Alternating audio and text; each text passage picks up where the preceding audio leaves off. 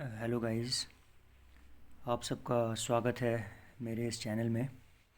और आज हम बात करने वाले हैं नेमराज सुंदा के बारे में। आज हम पढ़ने वाले हैं। तो नेमराज सुंदा आप सबको पता होगा कि एक बहुत ही इम्पॉर्टेंट बुक है एग्रीकल्चरल पॉइंट ऑफ व्यू से। अगर मैं ये बोलूँ कि नेमराज सुंदा जो है ये एग्रीकल्चर की बाइबल है तो इसमें कोई गलत बात नहीं होगी। तो नेमराज सुंदा में आपका पूरा जो जनरल एग्रीकल्चर है वो कवर हो जाता है। और कोई भी एग्ज़ाम जो एग्रीकल्चर से रिलेटेड जिसमें आप अपीयर होना चाहते हो उसमें जनरल एग्रीकल्चर पूछा जाता है। चाहे आप IBPS AFO की बात करें या आप ICR का जो JRF का एग्ज़ाम होता है उसकी बात करें या आप बाकी जितने भी एग्ज़ाम्स स्टेट लेवल पे जो एग्रीकल्चर में होते हैं उनकी बात करें। So that's why agriculture general agriculture की नॉलेज बहुत इम्पॉर्टेंट है और आपको जनरल एग्रीकल्चर के बारे में पता होना चाहिए। तो आने वाले कुछ लेक्चर्स में हम वन बाय वन अलग अलग टॉपिक्स जो हैं वो पढ़ेंगे और नेमराज सुंदा हम लोग पूरी कंप्लीट करेंगे, ख़त्म करेंगे पढ़ के। तो सबसे पहले हम लोग शुरुआत करते हैं विद कंटेंट्स। तो इसमें आपको हम बताएंगे कि नेमराज सुंदा का जो सिलेबस है वो कैसा है। तो नेमराज सुंदा के अगर हम सिलेबस की बात करें तो आपका सबसे पहला टॉपिक है एवोल्यूशन एंड हिस्ट्री। तो एवोल्यूशन एंड हिस्ट्री हमने पढ़ना है। एवोल्यूशन एंड हिस्ट्री में हम पढ़ने वाले हैं अबाउट एग्रीकल्चर के इतिहास के बारे में कि एग्रीकल्चर की जो शुरुआत है वो कहाँ पे हुई, इंडिया में एग्रीकल्चर की फील्ड में जो है वो क्या क्या काम हुआ उसके बारे में बात करेंगे। फिर हमारा दूसरा चैप्टर है जनरल एग्रीकल्चर, जहाँ पे एग्रीकल्चर के बारे में हम इम्पॉर्टेंट इन्फॉर्मेशन जो है वो ऑब्टेन करेंगे। कुछ फैक्ट्स एंड फिगर्स एग्रीकल्चर से रिलेटेड हमको मिल जाएंगे। उसके बाद हमने वन बाय वन जो अलग अलग सब्जेक्ट्स आते हैं एग्रीकल्चर में उनके बारे में पढ़ना है। जैसे कि हमने एग्रोनॉमी पढ़नी है। अब एग्रोनॉमी के बारे में एक इम्पॉर्टेंट चीज़ बताना चाहता हूँ कि एग्रीकल्चर में जितने भी सब्जेक्ट्स आते हैं उनमें सबसे इम्पॉर्टेंट अगर कोई सब्जेक्ट है तो वो है एग्रोनॉमी, जिसकी वेटेज सबसे ज़्यादा होती है और सबसे ज़्यादा क्वेश्चंस इसी से पूछे जाते हैं। तो पूरी एग्रोनॉमी में हम डिटेल में पढ़ेंगे। उसके बाद हम पढ़ेंगे सॉइल साइंस के बारे में। सॉइल साइंस की अगर हम बात करें तो सॉइल साइंस का जो सब्जेक्ट है ये भी एक बहुत इंपॉर्टेंट सब्जेक्ट है और इससे रिलेटेड क्वेश्चंस भी जो है वो पूछे जाते हैं। तो सॉइल साइंस के भी बारे में पढ़ेंगे। उसके बाद horticulture, again another important subject. उसके बाद एंटोमोलॉजी, प्लांट पैथोलॉजी, निमेटोलॉजी, जो प्लांट प्रोटेक्शन से रिलेटेड कुछ टॉपिक्स हैं। इसके बाद plant breeding and genetics, plant physiology, extension, agricultural economics, agricultural statistics और एनिमल प्रोडक्शन। ये सारे जितने भी अलग अलग चैप्टर्स हैं इनके बारे में हम पढ़ने वाले हैं। अब हम शुरुआत करते हैं विद हमारा जो टॉपिक है that is evolution of agriculture and related terms. तो यहाँ पे एग्रीकल्चर के बारे में सबसे पहले हम लोग कुछ बेसिक इन्फॉर्मेशन जो है वो आपको बताएंगे। तो सबसे पहले अगर हम बात करें तो एग्रीकल्चर और एग्रीकल्चर से रिलेटेड जो सब्जेक्ट्स हैं वो किसी लैटिन या ग्रीक लैंग्वेज से डिराइव हुए हैं। तो यहाँ पे हम उनके बारे में बात करेंगे। सबसे पहले बात करते हैं एग्रीकल्चर की। अगर हम एग्रीकल्चर की बात करें तो एग्रीकल्चर जो है वो एक लैटिन वर्ड है। अब लैटिन क्या है? लैटिन एक भाषा है जो रोम में बोली जाती थी। यूरोप में एक कंट्री है इटली, इटली की कैपिटल है रोम। वहाँ पे जो है ये भाषा बोली जाती थी जब रोमन एम्पायर वहाँ पे एग्जिस्ट करता था। तो लैटिन वर्ड से ओरिजिन हुआ है एग्रीकल्चर का। तो आपसे ये पूछा जा सकता है कि बताओ एग्रीकल्चर शब्द का ओरिजिन कहाँ से हुआ है। तो ये आपको पता होना चाहिए कि कौन से शब्द लैटिन से ओरिजिनेट हुए हैं, कौन से शब्द जो हैं वो ग्रीक से ओरिजिनेट हुए हैं। अब दो शब्दों से मिलके बना है एग्रीकल्चर, एगर एंड कल्चरा। एगर की बात करें, एगर या एग्री, एगर या एग्री की बात करें तो एगर या एग्री का मतलब होता है सॉइल, बेसिकली मिट्टी, और कल्चरा का मतलब होता है कल्टीवेशन। कल्टीवेशन का मतलब क्या होता है, किसी चीज़ को उगाना। जैसे कोई खेत है, कोई किसान है, वो उस पर चावल उगाता है, तो उसी को हम लोग कल्टीवेशन बोलते हैं। तो अगर हम इन दोनों शब्दों को मिलाएं, कंबाइन करें, एग्री और कल्चरा, तो इसका मतलब होता है कल्टीवेशन ऑफ सॉइल। इसका मतलब मिट्टी में किसी चीज़ को उगाना, उस चीज़ को हम बोलते हैं एग्रीकल्चर। तो एग्रीकल्चर कौन सा वर्ड है, कहाँ से निकला है, लैटिन वर्ड है और दो शब्दों से निकला है। इसके बारे में आपको पता होना चाहिए। तो ये पहली टर्म आ गई। दूसरी टर्म आ गई एग्रोनॉमी। अब एग्रोनॉमी की बात करें तो एग्रोनॉमी जो शब्द है वो कहाँ से निकला है। अब एग्रोनॉमी की बात करें तो एग्रीकल्चर जो है, एग्रीकल्चर की एक इम्पॉर्टेंट ब्रांच है, एक इम्पॉर्टेंट सब्जेक्ट है एग्रोनॉमी। अब अगर हम एग्रोनॉमी के बारे में बात करें तो एग्रोनॉमी जो है वो एक ग्रीक वर्ड है, ठीक है। ये एक दूसरी भाषा से निकला है, जो भाषा बोली जाती थी एंशंट ग्रीस में। तो एग्रीकल्चर एक लैटिन वर्ड है, लैटिन एक अलग लैंग्वेज है जो रोम में बोली जाती थी, और ग्रीक जो है ये एक अलग भाषा है जो ग्रीस में बोली जाती थी। तो एग्रोनॉमी भी दो वर्ड से निकला है, एग्रॉस एंड नोमोस। यहाँ पे आपको पता होना चाहिए कि बहुत सारे बच्चों को ये कन्फ्यूजन होती है, उनको लगता है एग्री एंड एग्रो जो है दोनों सेम है, बट ऐसा नहीं है। एग्रीकल्चर में हम बात करते हैं एग्री की या एगर की बात करते हैं। On the other hand agronomy में हम बात करते हैं एग्रॉस की। तो एगर और एग्रॉस ये दो चीज़ें हैं, अलग अलग चीज़ें हैं। एगर का मतलब होता है सॉइल, ठीक है, और एग्रॉस का मतलब होता है फील्ड। सॉइल और फील्ड में डिफरेंस है। फील्ड का मतलब क्या होता है, फील्ड का मतलब होता है खेत, एक लैंड, एक ज़मीन का टुकड़ा जिसके चारों तरफ से बाउंड्रीज होती हैं, ठीक है, उसको हम बोलते हैं फील्ड। और फील्ड, एग्रॉस का मतलब फील्ड, नोमोस का मतलब मैनेज, मतलब फील्ड को मैनेज करना, मतलब फील्ड में जो है, खेत में जो है किसी फसल को उगाना और उसको मैनेज करना। मैनेज करना मतलब उसकी देखभाल करना। जैसे हमने लेट्स से राइस है, राइस को हमने एक फील्ड में लगाया, उसके बाद हमने राइस में फर्टिलाइज़र डालना है, हमने राइस में दवाइयाँ डालनी है अगर राइस में कोई बीमारी हो गई तो। इसके बाद तीसरी टर्म जो आती है एग्रीकल्चर से रिलेटेड वो है हॉर्टिकल्चर। अब बहुत सारे बच्चों को ये कन्फ्यूजन होती है, स्पेशली जो बच्चे नए नए होते हैं, फर्स्ट ईयर में आते हैं, फर्स्ट सेमेस्टर में आते हैं, उनको एक बहुत बड़ी कन्फ्यूजन जो होती है वो ये होती है कि एग्रीकल्चर और हॉर्टिकल्चर जो है, उनको लगता है कि ये दो अलग अलग चीज़ें हैं। लेकिन मैं आपको एक चीज़ बताऊं कि एग्रीकल्चर के अंडर ही आता है हॉर्टिकल्चर। तो हॉर्टिकल्चर एग्रीकल्चर की एक ब्रांच है। आप समझ लो कि जैसे एग्रीकल्चर जो है वो एक मेन, जैसे एग्रीकल्चर इज़ लाइक साइंस, और जैसे साइंस की बहुत सारी ब्रांचेज आती हैं, फिज़िक्स, केमिस्ट्री, बायोलॉजी, वैसे ही एग्रीकल्चर की ब्रांचेज में एग्रोनॉमी आती है और एक ब्रांच आती है हॉर्टिकल्चर। अब हॉर्टिकल्चर भी अगेन लैटिन वर्ड से निकला है। अगेन यहाँ पे आप ये चीज़ देख लो कि कौन से वर्ड्स ग्रीक से निकले हैं, कौन से वर्ड्स लैटिन से निकले हैं। अब हॉर्टिकल्चर की अगर हम बात करें तो हॉर्टिकल्चर भी दो शब्दों से निकला है, हॉर्टस एंड कल्चरा। अब हॉर्टस का मतलब क्या होता है, हॉर्टस का मतलब होता है गार्डन। अब गार्डन की बात करें तो सिंपल भाषा में अगर मैं आपको समझाऊं तो गार्डन का मतलब होता है बगीचा। तो बगीचा क्या होता है भाई, बगीचा होता है जिसके चारों तरफ से दीवार लगी होती है, उसको हम बोलते हैं बगीचा। और कल्चरा का मतलब होता है कल्चर या ग्रोइंग, वही कल्टीवेशन कि किसी चीज़ को उगाना। तो गार्डन में चार दीवारी के अंदर जो है किसी चीज़ को उगाना, उसको बोलते हैं हॉर्टिकल्चर।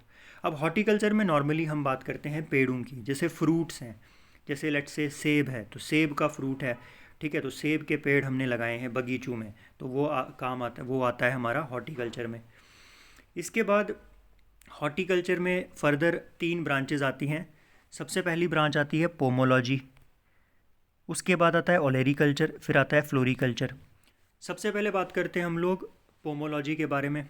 तो पोमोलॉजी की बात करें तो पोमोलॉजी जो है ये दो शब्दों से मिलके बना है। दैट इज़ एक शब्द जो है पोमो, पोमो का, वो ग्रीक से लैटिन से निकला है और दूसरा शब्द ग्रीक से निकला है। फॉर एग्जाम्पल जो पोमोलॉजी है ये दो वर्ड से निकला है, पोनम एंड लॉजी, ओके। तो पोमोलॉजी दो शब्दों के कम्बिनेशन से बना है। तो पोनम का मतलब होता है फ्रूट पोनम एक लैटिन वर्ड है, और लॉगी जो है या लोगोस जो है ये क्या है, ये एक ग्रीक वर्ड है। और दोनों का मतलब क्या होता है, पोनम का मतलब होता है फ्रूट, लॉगी और लोगोस का मतलब होता है डिस्कोर्स, ट्रीटाइस या साइंस, मतलब सब्जेक्ट जिसको पढ़ाई हम बोलते हैं। तो बेसिकली फ्रूट्स की जो पढ़ाई है उसको हम बोलते हैं पोमोलॉजी। और फ्रूट्स में हमारे कौन कौन से फ्रूट्स आते हैं मुझे आपको बताने की ज़रूरत नहीं है। तो जितने भी फ्रूट्स हैं जैसे मैंगोज़ हैं, ऑरेंजेस हैं, इन सब की जो स्टडी होती है वो होती है पोमोलॉजी में। इसके बाद एक और इम्पॉर्टेंट वर्ड आता है, एक और इम्पॉर्टेंट ब्रांच आती है ओलेरीकल्चर, जो कि हॉर्टिकल्चर का एक पार्ट है। और ये दो वर्ड से निकली है, ओलेरिस एंड कल्चर। ओलेरिस की बात करें तो ओलेरिस क्या है भाई, ओलेरिस एक लैटिन वर्ड है। ओलेरिस का मतलब होता है पॉट हर्ब, मतलब एक ऐसा पौधा जिसको हम गमले में लगाते हैं उसको बोलते हैं ओलेरिस। और इंग्लिश वर्ड कल्चर मतलब कल्टीवेशन, मतलब गमले में जिन भी पौधों को हम लगाते हैं उनकी स्टडी ओलेरीकल्चर में आती है। और ऐसे अगर मैं बोलूँ तो जो सब्जियां होती हैं, वेजिटेबल्स होती हैं, उनको उनकी जो कल्टीवेशन होती है वो ओलेरीकल्चर में आती है। ठीक है। इसके बाद जो तीसरी ब्रांच आती है फ्लोरीकल्चर। तो तीसरी जो ब्रांच हमारी आती है हॉर्टिकल्चर की, दैट इज़ फ्लोरीकल्चर। फ्लोरीकल्चर भी एक लैटिन वर्ड से निकला है। अगेन फ्लोरिस, फ्लोरिस का मतलब होता है फ्लावर्स, तो फूल। कुछ प्लांट्स होते हैं जिनके फूल जो हैं वो बहुत ज़्यादा हम उनका यूज़ करते हैं, जैसे मैरीगोल्ड का फ्लावर है या रोज़ का प्लांट है, तो उसका जो फ्लावर है वो हम यूज़ करते हैं, तो उनकी स्टडी जो है वो फ्लोरीकल्चर में आती है। तो इस तरीके से हॉर्टिकल्चर के बारे में हमने समझ लिया कि हॉर्टिकल्चर का मतलब क्या होता है। और हॉर्टिकल्चर में जो तीन मेन ब्रांचेज हैं, पोमोलॉजी की भी हमने बात कर ली, ओलेरीकल्चर के बारे में भी हमने बात कर ली, और फ्लोरीकल्चर के बारे में भी बात कर ली। तो एग्रीकल्चर की पांच ब्रांचेस के बारे में अभी तक हम पढ़ चुके हैं। एग्रोनॉमी की हमने बात कर ली, हॉर्टिकल्चर की बात कर ली, पोमोलॉजी की बात कर ली, ओलेरीकल्चर की बात कर ली, फ्लोरीकल्चर की बात कर ली। अब हम बात करने वाले हैं एक और कुछ और टर्म्स के बारे में। अब यहाँ पे हम बात करने वाले हैं कुछ और ब्रांचेस की, एग्रीकल्चर की कुछ और ब्रांचेस, जिसमें एक ब्रांच आती है एक्सटेंशन। तो नंबर 7 पे कौन सी ब्रांच आती है भाई, एक्सटेंशन। एक्सटेंशन क्या है भाई, एक्सटेंशन एक लैटिन वर्ड है। अगेन लैटिन लैंग्वेज के बारे में मैंने आपको बोला। और एक्सटेंशन जो है ये दो शब्दों से निकला है, एक्स एंड टेंशियो। इसका मतलब क्या होता है, एक्स का मतलब होता है आउट, टेंशियो का मतलब होता है स्ट्रेचिंग, स्ट्रेचिंग आउट। तो स्ट्रेचिंग आउट होता है एक्सटेंशन का मतलब। अब ऐसे तो रियल अगर भाषा में बोलें तो एक्सटेंशन का मतलब होता है कि जो एजुकेशन एक यूनिवर्सिटी में या एक रिसर्च सेंटर में जो रिसर्च एक साइंटिस्ट करता है। अब जैसे एग्रीकल्चर की अगर हम बात करें तो लेट्स से एक साइंटिस्ट है, उसने क्या किया, उसने एप्पल की एक नई वैरायटी जो है वो इंट्रोड्यूस की। लेकिन वो एप्पल की जो नई वैरायटी है उसको हमने फार्मर्स तक पहुंचाना है। ठीक है। तो उसको फार्मर्स तक पहुंचाने का जो सिस्टम है, का जो ब्रांच है एग्रीकल्चर की, जो हमें उस टेक्नोलॉजी को रिसर्च सेंटर से फार्मर तक पहुंचाने में हेल्प करती है, उसी को हम लोग क्या बोलते हैं, उसी को हम लोग एक्सटेंशन बोलते हैं। ठीक है। और एक्सटेंशन भी लैटिन वर्ड से निकला है। फिर सॉइल साइंस। ठीक है। सॉइल साइंस की बात करें भाई तो सॉइल साइंस जो है एक लैटिन वर्ड से निकला है, कैटिना, जिसका मतलब होता है चेन। ठीक है। इसके बाद अगर हम बात करें तो सॉइल एक लैटिन वर्ड है। ठीक है। तो सॉइल एक लैटिन वर्ड है जिसका मतलब होता है सोलम, सोलम का मतलब होता है ग्राउंड, दैट इज़ ज़मीन। तो सॉइल की जो स्टडी है उसको हम बोलते हैं क्या, उसको हम बोलते हैं सॉइल साइंस। ठीक है। और सॉइल की जो स्टडी है वो हमारे लिए इम्पॉर्टेंट क्यों है, क्योंकि जो भी खेती बाड़ी हम लोग करते हैं वो मिट्टी में ही करते हैं। जैसे अगर हम चावल लगा रहे हैं तो चावल को हम मिट्टी में लगाते हैं, या हम सेब का पेड़ लगाते हैं तो उसको भी हम मिट्टी में लगाते हैं।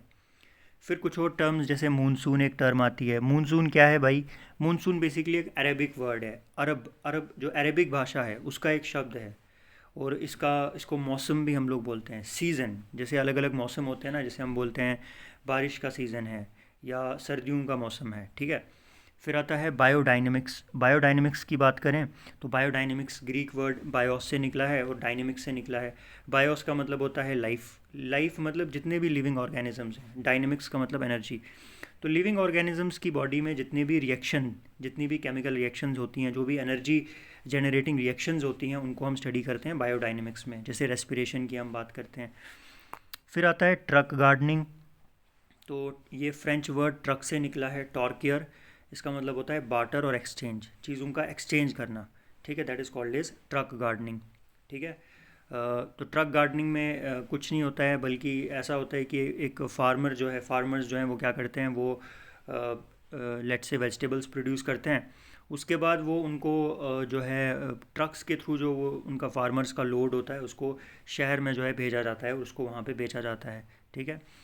फिर कुछ और चीज़ें जैसे यहाँ पे निमेटोड आता है भाई। अब निमेटोड का मतलब क्या होता है भाई? तो निमेटोड जो है ये एक एक प्रकार का एक एनिमल होता है, एनिमल किंगडम को बिलोंग करता है। और ये निकला है ग्रीक वर्ड नीमा से और टोड से। तो नीमा की बात करें तो नीमा का मतलब होता है थ्रेड। ठीक है। तो इसका मतलब होता है कि एक ऐसा ऑर्गेनिज्म जो एक धागे के जैसा होता है उसको हम बोलते हैं निमेटोड। और निमेटोड के बारे में भी हम लोग पढ़ते हैं क्योंकि निमेटोड जो है वो एक इम्पॉर्टेंट एक एनिमल है जो बहुत सारे प्लांट्स में बहुत सारी डिजीज़ कॉज करता है। ठीक है। जैसे वीट में रूट कॉल एक बीमारी होती है इसकी वजह से। फिर बात करते हैं हम लोग पीडोलॉजी की और पीडोगॉगी की। तो ये दो और टर्म्स हैं। पीडोलॉजी की बात करें तो ये ग्रीक वर्ड पीडॉन से निकला है जिसका मतलब होता है सॉइल या अर्थ, मिट्टी। और पीडोगॉगी का मतलब ये निकला है ग्रीक वर्ड पीड से जिसका मतलब होता है चाइल्ड, एंड एगोगस का मतलब होता है लीडर। ठीक है। तो ये होता है पीडोगॉगी। ठीक है। इसके बाद हम बढ़ते हैं आगे और हम पहुंचते हैं यहाँ पे अपने अगले टॉपिक की तरफ जो है मार्केट। तो मार्केट की बात करें तो मार्केट जो टर्म है वो कहाँ से निकली है? ठीक है। तो मार्केट की बात करें तो मार्केट जो टर्म है वो एक लैटिन वर्ड से निकली है, मार्केटस से। मार्केटस का मतलब होता है प्लेस ऑफ ट्रेड, ट्रैफिक और मर्चेंडाइज। मतलब एक ऐसी जगह जहाँ पे चीज़ों को बेचा जाता है। जैसे एक मंडी होती है, जैसे लेट्स से फ्रूट्स की मंडी है, तो फ्रूट्स की मंडी में क्या होता है? फ्रूट्स की मंडी में फ्रूट्स बेचे जाते हैं। जैसे लेट्स से सेब कश्मीर से आए, उनको यहाँ पे बेचा गया। तो मार्केट एक ऐसी जगह होती है जहाँ पे चीज़ों को बेचा जाता है। फिर एवोल्यूशन। एवोल्यूशन का मतलब क्या होता है? एवोल्यूशन लैटिन वर्ड एवोल्यूशो से निकला है। इसका मतलब होता है अनरोलिंग और रोलिंग आउट। मतलब चीज़ों में जो बदलाव देखने को मिलता है that is called as evolution. जैसे आप सब ने पढ़ा होगा, सुना होगा कि इंसान का एवोल्यूशन हुआ है। इंसान जो है वो पहले बंदर के जैसा दिखता था, उसके बाद उसमें कुछ चेंजेस आए और वो अभी उसकी बॉडी चेंज हो गई। ठीक है। फिर बात करते हैं एंजाइम की। तो एंजाइम क्या होता है भाई? ग्रीक वर्ड से निकला है एन एंड जाइम। एन का मतलब होता है इन, जाइम का मतलब होता है लिविंग। तो बेसिकली लिविंग ऑर्गेनिज्म की बॉडी के अंदर एक केमिकल रिलीज़ होता है जो कि रिएक्शंस को क्या करता है? उनकी स्पीड को बढ़ाता है, उसको हम बोलते हैं एंजाइम। जैसे हमारी बॉडी में जब डाइजेशन होती है तो बहुत सारे एंजाइम्स रिलीज़ होते हैं। फिर आता है क्रेडिट। क्रेडिट का मतलब क्या होता है? सिंपल भाषा में आपका अगर मैं आपको बताने की कोशिश करूं तो क्रेडिट का मतलब होता है लोन देना। जैसे बैंक से हम जाते हैं कि बैंक को हम बोलते हैं कि हमें क्रेडिट चाहिए, हमें लोन चाहिए। तो क्रेडिट का लैटिन वर्ड का मतलब है क्रीडो से निकला है, आई ट्रस्ट यू, कि मैं तुम पे भरोसा करता हूँ और मैं तुम्हें पैसे दे रहा हूँ और मैं एक्सपेक्ट करता हूँ, मैं उम्मीद करता हूँ कि तुम कुछ टाइम के बाद ये पैसे मुझे वापस लौटाओगे। फिर बात करते हैं सोसाइटी की। तो सोसाइटी जो है ये लैटिन वर्ड सोसाइटा से निकला है जो कि सोशियस नाउन से निकला है जिसका मतलब होता है कॉमरेड या फ्रेंडली। मतलब एकदम भाईचारे से रहना, that is called as society.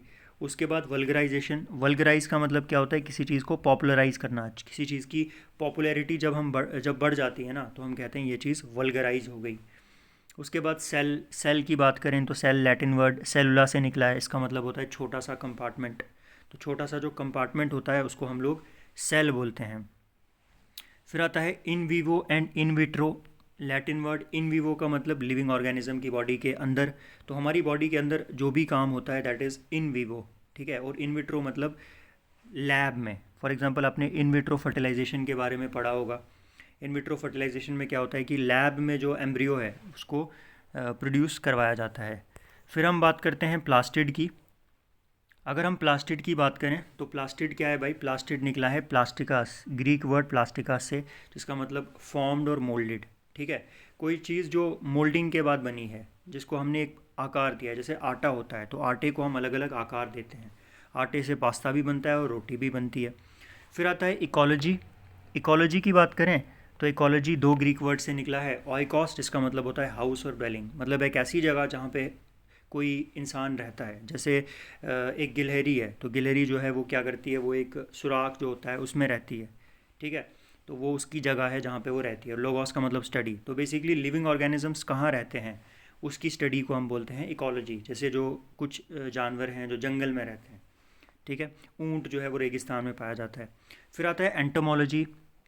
Entomology की बात करें तो ये एग्रीकल्चर की एक और ब्रांच है, जो दो वर्ड से मिलके बना है। ग्रीक वर्ड, ग्रीक वर्ड का मतलब होता है, ग्रीक वर्ड में आता है एंटोमो, ठीक है।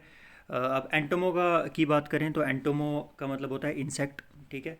अब इंसेक्ट का मतलब क्या होता है? इंसेक्ट का मतलब होता है कट इनटू, मतलब एक ऐसा ऑर्गेनिज्म होता है इंसेक्ट, एक ऐसा एनिमल होता है इंसेक्ट जिसकी बॉडी को जब हम देखते हैं तो हमें लगता है कि उसकी बॉडी कटी हुई है। तो इंसेक्ट्स की जो स्टडी है उसको हम क्या बोलते हैं? एंटोमोलॉजी। और ये भी एक इम्पॉर्टेंट ब्रांच है एग्रीकल्चर की। अब एंटोमोलॉजी के बारे में हम क्यों पढ़ते हैं? एंटोमोलॉजी के बारे में हम इसलिए पढ़ते हैं क्योंकि इंसेक्ट्स जो हैं वो प्लांट्स को बहुत ज़्यादा नुकसान पहुंचाते हैं। बहुत सारी जो बीमारियां होती हैं प्लांट्स में वो इंसेक्ट्स की वजह से ही होती हैं। इसके बाद आता है आर्थ्रोपोडा। आर्थ्रोपोडा की बात करें तो आर्थ्रोपोडा जो है ये दो वर्ड से मिलके बना है, आर्थ्रोस एंड पोडोस। आर्थ्रोस का मतलब होता है सेगमेंटेड, नाम से ही पता चलता है कि एक ऐसा ऑर्गेनिज्म जिसकी बॉडी सेगमेंटेड होती है, जिसको जब हम देखते हैं तो हमें लगता है कि इसकी बॉडी बहुत सारे टुकड़ों में बंटी हुई है और हर एक टुकड़े के ऊपर एक जो पाँव है वो होता है। फिर बात करते हैं हम लोग फाइटोपैथोलॉजी की। तो फाइटोपैथोलॉजी का मतलब क्या होता है? फाइटोपैथोलॉजी दो वर्ड से मिलके बना है, फाइटोन एंड लोगोस। अब फाइटो की बात करें तो फाइटो का मतलब होता है प्लांट, पैथोस का मतलब होता है एलिमेंट्स। तो बेसिकली इसका मतलब क्या होता है कि प्लांट्स जो हमारे होते हैं उनमें जो बीमारियां देखने को मिलती हैं उसको हम बोलते हैं फाइटोपैथोलॉजी। प्लांट्स में बहुत सारी बीमारियां होती है, जैसे एक इंपॉर्टेंट बीमारी प्लांट्स में देखने को मिलती है जिसको हम बोलते हैं पाउडरी मिल्डो। आपको अगर आप किसी प्लांट के लीफ के ऊपर देखोगे तो आपको पाउडरी जैसा सब्सटेंस दिखेगा। फिर फंजीसाइड। फंजीसाइड का मतलब क्या होता है भाई? अब फंजीसाइड क्या होता है? फंगस क्या होता है? फंगस एक लिविंग ऑर्गेनिज्म होता है जो क्या करता है, जो प्लांट्स में बहुत सारी बीमारियां कॉज करता है। अब अगर हमारे प्लांट को जो है फंगस ने इन्फेक्ट किया तो उस केस में अगर हम चाहते हैं कि फंगस को हमारे प्लांट को कोई नुकसान ना पहुंचाए तो उस केस में हम क्या करते हैं? हम यूज़ करते हैं फंजीसाइड का। तो हम क्या करते हैं? हम अपने जो जो प्लांट है उसको बचाते हैं with the help of fungicide. तो फंजीसाइड का मतलब होता है, फंजीसाइड दो वर्ड से मिलके बना है, फंगस और सीडो, ठीक है। फंगस का मतलब फंगस, एक टाइप का लिविंग ऑर्गेनिज्म, और सीडो का मतलब मारना। फिर मीटीरियोलॉजी की बात करें तो मीटीरियोलॉजी दो वर्ड से मिलके बना है। मीटीरियो मतलब जो चीज़ अर्थ के सरफेस में के ऊपर है, एटमॉस्फेयर में है, और लॉगी का मतलब साइंस। तो एटमॉस्फेयर की जो स्टडी है उसको हम बोलते हैं मीटीरियोलॉजी, ठीक है। तापमान की जानकारी, ठीक है। जैसे हम लोग हम सब के फ़ोन में एक ऐप होता है, वेदर ऐप, जिससे हमको पता चलता है कि कल बारिश होगी या नहीं होगी। तो उसके बारे में हमको इन्फॉर्मेशन मिलती है थ्रू मीटीरियोलॉजी। ओके। इसके बाद अब हम बात करते हैं एग्रीकल्चर की हिस्ट्री के बारे में। अब थोड़ा सा थ्योरेटिकल चीज़ यहाँ पे आ जाती है। अभी तक हमने कुछ टर्म्स की बात की। अब अगर हम एग्रीकल्चर के इतिहास के बारे में बात करें तो एग्रीकल्चर जो है वो जब से एग्रीकल्चर की इन्वेंशन हुई है, जब से इंसान को पता चला है कि एग्रीकल्चर कैसे कर सकते हैं, तब से क्या है कि तब से जितने भी कल्चर्स या जितनी भी सिविलाइजेशंस रही हैं उनका उनके उनके जीवन का एक इम्पॉर्टेंट अभिन्न अंग जो है वो एग्रीकल्चर बना है। ऐसा माना जाता है कि सबसे पहला इंसान जो था वो था होमो इरेक्टस। दैट इज़ सबसे पहली स्पीशीज़ जो इंसान की जो इवॉल्व हुई थी, जो जो एप से, जो लंगूर से निकली थी, वो थी होमो इरेक्टस। और उसका एवोल्यूशन हुआ था आज से 1.5 मिलियन साल पहले, मतलब लगभग 15 लाख साल पहले उसका जो है एवोल्यूशन हुआ था। उसके बाद क्या हुआ? उसके बाद 5 लाख साल के बाद, दैट इज़ आज से 10 लाख साल पहले, वो ओल्ड वर्ल्ड में जो है वो फैल गया। अब ओल्ड वर्ल्ड का मतलब क्या होता है भाई? अब ओल्ड वर्ल्ड और न्यू वर्ल्ड यहाँ पे दो दो चीज़ें हैं जो आपको पता होनी चाहिए। अब आपको एक चीज़ पता होनी चाहिए कि 15th सेंचुरी से पहले तक जो अमेरिका है उसकी डिस्कवरी नहीं हुई थी।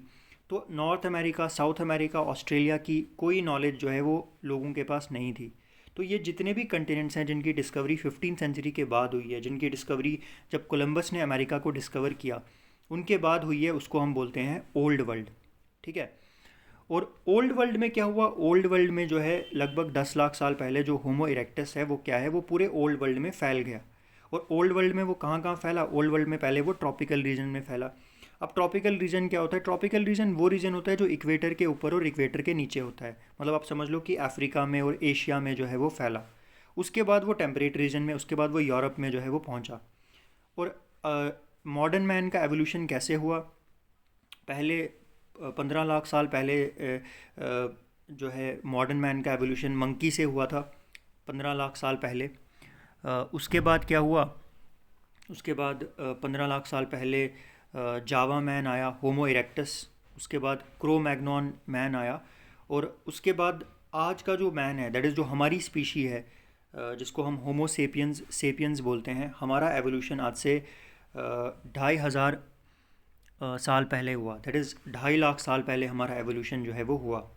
अब होमो सेपियंस की बात करें तो होमो सेपियंस में होमो का मतलब होता है कंटिन्यूअस, ठीक है, और इरेक्टस का मतलब होता है इरेक्ट, मतलब और सेपियंस का मतलब होता है लर्निंग हैबिट। मतलब हमारे केस में क्या है कि हम लोग जो होमो सेपियंस होता है, सेपियंस का मतलब होता है लर्निंग हैबिट। मतलब जो होमो सेपियंस हैं, जो इंसान है, इंसान और बाकी जानवरों में क्या डिफरेंस है कि इंसान में एक हैबिट होती है लर्निंग हैबिट, कि इंसान चीज़ों को सीखता है, ठीक है, उसमें एबिलिटी है चीज़ों को समझने की, ठीक है। दैट इज़ वाई इंसान ने इतनी सारी टेक्नोलॉजी एंड ये सब डेवलप किया है। और अगर हम मॉडर्न मैन के एंसेस्टर की बात करें तो मॉडर्न मैन का जो एंसेस्टर था वो था होमो सेपियंस, जिसका जो आज से 35,000 साल पहले अफ्रीका में पाया गया था।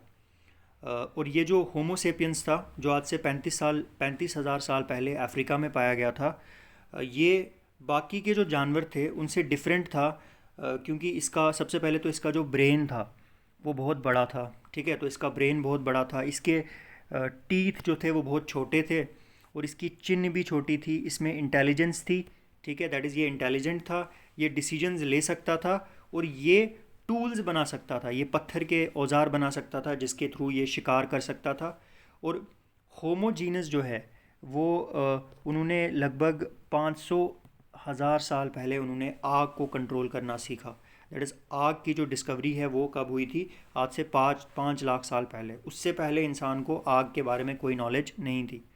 आग की जब डिस्कवरी हुई उसके बाद फिर इंसान जो है वो इतनी उसमें कैपेबिलिटी डेवलप होगी कि अब वो जो है वो मांस जो है उसको पका सकता है।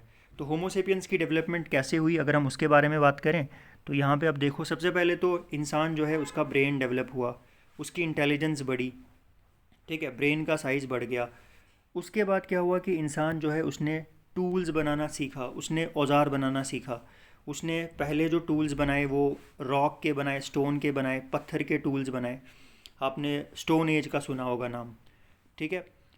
या तो वो वुड के, लकड़ी के टूल्स बनाता था जिसकी टिप्स पे जो है रॉक या स्टोन के टूल्स होते थे। उसके बाद इंसान ने जानवरों का शिकार करना सीखा, हंटिंग। तो पहले का जो अर्ली मैन होता था वो जंगल में ही रहता था और जंगल में रह के वो जानवरों का शिकार करता था।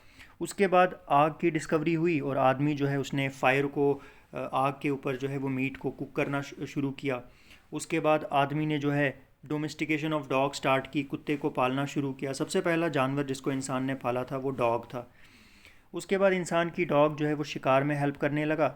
उसके बाद फिर इंसान जो है शिकार के साथ साथ जो है जंगलों में जब जाता था तो वहाँ पे उसको कुछ सीड्स मिले और वो उन सीड्स को इकट्ठा करने लगा, कुछ सीड्स को वो खाने लगा। लीव्स जो होते थे उनका यूज़ करने लगा, अपने बॉडी को ढकने के लिए, कपड़ों के लिए यूज़ करने लगा। और फ्रूट्स जो है, जंगल से जो फ्रूट्स हैं उनको भी इकट्ठे करने लगा, ठीक है। अब बात करते हैं एग्रीकल्चर के इतिहास के इंपॉर्टेंट टर्म्स, क्रोनोलॉजिकल ऑर्डर में दिए गए हैं। अगर आप ये भी याद करोगे तो आपके मैक्सिमम जो क्वेश्चंस हैं वो हो जाएंगे, ठीक है। तो सबसे पहले बात करते हैं भाई 70 मिलियन साल पहले क्या हुआ था। तो 70 मिलियन साल पहले सबसे पहले प्राइमेट्स, प्रोजीमियंस जो थे वो डेवलप हुए ट्रीज़ के ऊपर। अब यहाँ पे मैं आपको एक चीज़ बताना चाहता हूँ कि भाई देखो, जितने भी लिविंग ऑर्गेनिजम्स हैं जो इस धरती के ऊपर एग्जिस्ट करते हैं उनको हम 5 किंगडम्स में बांटते हैं। आप सबने 5 किंगडम सिस्टम ऑफ क्लासिफिकेशन के बारे में पढ़ा होगा। 5 किंगडम्स में हमारा जो एक किंगडम आता है एनिमल किंगडम, और एनिमल्स के कुछ फीचर्स होते हैं। जैसे एनिमल्स जो होते हैं उनका एक मेन फीचर होता है कि एनिमल्स मूव करते हैं। आपने कोई ऐसा एनिमल नहीं देखा होगा जो एक ही जगह पे होता है। एनिमल्स में जैसे इंसान है, हम लोग मूव करते हैं, या जानवर हैं, कुत्ते हैं, वो मूव करते हैं। और एनिमल्स में भी अगर हम बात करें तो एनिमल्स में एक फाइलम आता है कॉर्डेटा। अब ये जो फाइलम होता है ना, इसका एक इम्पॉर्टेंट फीचर होता है कि इस फाइलम के जो ऑर्गेनिजम्स होते हैं उनकी बॉडी में होता है वर्टिब्रल कॉलम, ठीक है। और इसी फाइलम में कुछ ऐसे ऑर्गेनिजम्स आते हैं जिनको हम बोलते हैं प्राइमेट्स, जो कि मैमल्स में आते हैं। अब इनका इंपॉर्टेंट फीचर होता है कि इनमें मेमोरी ग्लैंड्स होते हैं, ये अपने बच्चों को जो है अपनी कोख में रखते हैं, तो ये भी एक इम्पॉर्टेंट फीचर इनका होता है। और इनमें हर महीने जो है जो ओवरी होती है उसमें क्या होता है, ओवम जो है वो रिलीज़ होता है। तो ऐसे ही सबसे पुराने जो प्राइमेट्स थे जिनको प्रोजीमियंस बोला जाता था वो डेवलप हुए। और उनकी डेवलपमेंट कहाँ पे हुई? उनकी डेवलपमेंट हुई ट्रीज़ के ऊपर, वो पेड़ों के ऊपर जो है वो रहते थे। उसके बाद आज से 40 मिलियन साल पहले, आज से 4 करोड़ साल पहले क्या हुआ? Evolution of monkeys and apps, जो बंदर हैं और जो लंगूर हैं उनका एवोल्यूशन हुआ। तो सबसे पहले बंदर और जो लंगूर हैं वो कब देखे गए? वो देखे गए आज से, वो इस धरती पे कब थे पाए जाते थे? 4 करोड़ साल पहले, 40 मिलियन साल पहले। उसके बाद 20 मिलियन साल पहले अगर हम देखें तो ऐसा माना जाता है कि एक बहुत बड़ा एक लंगूर था जिसका साइंटिफिक नेम है ड्रायोन्थिकस। वो इंडिया में जो हिमालयन माउंटेन्स है उसमें जो शिवालिक हिल्स हैं जो कि लेसर हिमालयाज़ में आते हैं वहाँ पे पाया जाता था। उसके बाद 15 मिलियन साल पहले, दैट इज़ आज से 1.5 करोड़ साल पहले, सबसे पुराना प्राइमेट जिसका जो साइंटिफिक नेम था दैट वाज रैमैप्थिकस। तो क्या नाम था इसका? रैमैप्थिकस। अब रैमैप्थिकस जो है जो जिसमें कुछ कैरेक्टर्स आदमी के जैसे थे, जिसमें कुछ फीचर्स आदमी के जैसे थे, ये पाया गया। ऐसा माना जाता है कि ये जो है अफ्रीका में रहता था और इंडिया में रहता था, ठीक है। उसके बाद क्या हुआ? 5 मिलियन साल पहले अगर हम बात करें तो सबसे जो क्लोजेस्ट एंसेस्टर था आदमी का वो अफ्रीका में जो है पाया जाता था। 3 मिलियन साल पहले सबसे पुराना जो टूल है वो मिला है, जो अफ्रीका में मिला है, जो है उस टाइम पे डिज़ाइन किया गया था। उसके बाद अगर हम बात करें तो 1.5 मिलियन साल पहले या 15 लाख साल पहले सबसे पहला जो ट्रू आदमी था जिसका नाम था होमो इरेक्टस, वो एमर्ज हुआ, ठीक है। तो होमो इरेक्टस कहाँ पे एमर्ज हुआ भाई? होमो इरेक्टस एमर्ज हुआ इंडोनेशिया में और अफ्रीका में, ठीक है। फर्स्ट ट्रू मैन जिसमें बहुत सारे कैरेक्टर्स इंसान के जैसे थे, दैट वाज होमो इरेक्टस। उसके बाद 1 मिलियन साल पहले क्या हुआ? अब होमो इरेक्टस जो है वो जब उसका एवोल्यूशन कहाँ पे हुआ? उसका एवोल्यूशन हुआ इंडोनेशिया में और अफ्रीका में। उसके बाद 1 मिलियन साल पहले क्या हो गया कि जो होमो इरेक्टस है वो ओल्ड वर्ल्ड ट्रॉपिक्स में चला गया, दैट इज़ वो एशिया और अफ्रीका में जो है फैल गया। उसके बाद 0.8 मिलियन साल पहले होमो इरेक्टस जो है वो टेम्परेट रीजन्स में गया, ठंडे इलाकों में गया, यूरोप में, साइबेरिया में पहुंच गया। उसके बाद 0.5 मिलियन साल पहले, आज से 5 लाख साल पहले, जो होमो इरेक्टस परकिनेंसिस था उसने आग को यूज़ करना सीखा, आग को कंट्रोल करना सीखा, तो फायर की डिस्कवरी हुई। फिर 0.4 मिलियन साल पहले आदमी जो है उसने पेड़ की जो शाखाएं हैं उनसे अपने शेल्टर्स बनाना सीखा, मतलब वो ऐसी जगहें बनाने लगा जहाँ पे वो इंसान रहते थे। फिर 90,000 साल पहले निएंडरथल्स जो हैं उनका एवोल्यूशन हुआ। निएंडरथल्स का आपने नाम सुना होगा, वो भी एक रिलेटिव है इंसानों का, मॉडर्न स्पीशीज़ का, हमारे जैसा ही था, और उनका एवोल्यूशन यूरोप में हुआ। उसके बाद 32,000 साल पहले एक और स्पीशीज़ एमर्ज हुई, क्रो मैग्नॉन मैन, जिसका साइंटिफिक नेम है होमो सेपियंस सेपियंस, वो एमर्ज हुआ कहाँ पे? यूरोप में। उसके बाद 22,000 साल पहले अगर हम बात करें तो 22,000 साल पहले ऐसा माना जाता है कि उस टाइम के जो इंसान थे वो क्या करते थे? वो गुफाओं में रहते थे और उन गुफाओं के ऊपर वो क्या करते थे? वो पेंटिंग्स बनाते थे, डेकोरेशन जो है वो करते थे। इसके बाद 10,000 BC की बात करें तो 10,000 BC, दैट इज़ आज से 12,000 साल पहले, जो उस टाइम के इंसान थे वो दो काम करते थे, हंटिंग और गैदरिंग। वो क्या करते थे? वो जंगल में जाते थे और शिकार करते थे, और जंगल में जाके वो गैदरिंग करते थे, दैट इज़ जंगल में जाके जो फ्रूट्स होते थे या जो लीव्स होते थे या जो बाकी इंपॉर्टेंट प्लांट्स होते थे उनको वो इकट्ठा करते थे। उसके बाद 8700 BC, आज से लगभग 10,700 साल पहले, इंसान ने जानवरों को पालना शुरू किया।